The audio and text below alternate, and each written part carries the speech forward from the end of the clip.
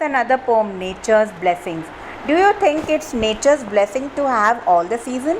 Yes, we are blessed with four seasons. Summer, then we have rainy, then we have winter, and then finally we have spring season. Yes, we have all four seasons, right? It gives joy to our life. Yes, so it is very necessary to have nature's blessing.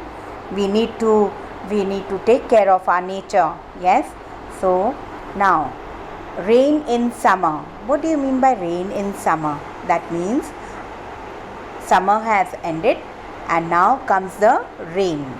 And let us see who is the poet over here. H.W. Longfellow. How beautiful is the rain after the dust and heat in the broad and fiery street. In the narrow lane, how beautiful is the rain. What was the weather like before the rain began? Summer, full of heat, dust, in the broad and fiery street. What do you mean by broad and fiery street? Means it was very hot in the street. In the narrow lane. What do you mean by in the narrow lane?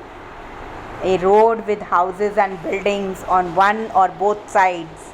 So everywhere, whether it be narrow lane, whether it may be broad lanes, whether it be a house, everywhere it was heat all over.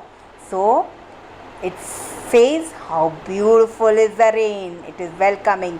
So the poet is very happy. Finally the summer is over, the heat is over.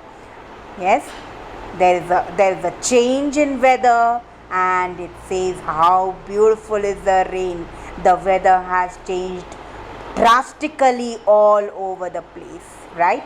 Now, how it clatters along the roof like the tramp of hoofs, how it gushes and struggles out from the throat of overflowing spout, how it clatters. See, there is a sound.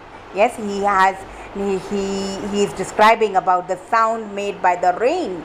Clatters along when the rain drops, when the rain falls on your roof, it makes the clattering sound like the tramp of hooves. See, he is comparing the horses marching noisily. Yes, so he is comparing the tramp of hooves with clatter, right? Clatters along the roof, tramp of hooves. It is describing the marching of the horses, right? How it gushes and struggles out from the throat of overflowing spout. Now here also this water going out in the full speed is compared with the throat of a human being. It has been compared with a part of the human body to a spout. Yes, to a spout. So how it gushes, so that means it is a narrow pipe and the water is flowing in a full speed and wants to rush down the river lane, right? And it is so heavy. Across the window pane, it hits your window pane, means the window is having a glass and the rain hits the glass and it pours and pours, means the rain is so heavy and swift and wide means it is so fast and wide that it takes all the mud along with it and it flows in the gutter, making a sound of roaring, right? And swift and wide with a muddy tide, like a river down the river, like a river down the gutter roars the rain, the welcome rain. The poet is so happy to welcome the rain. So can you see over here all the rhyming words at the end of the sentence?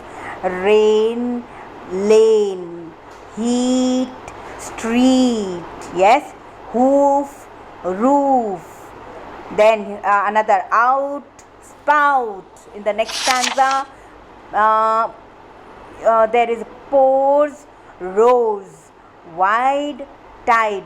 See, there are all rhyming words over here. We need to notice that in the poem we have rhyming words at the end of the sentences, right? Antonym antonym of beautiful is ugly. Yes. Synonym of wide is broad. Antonym of wide is narrow. Yes.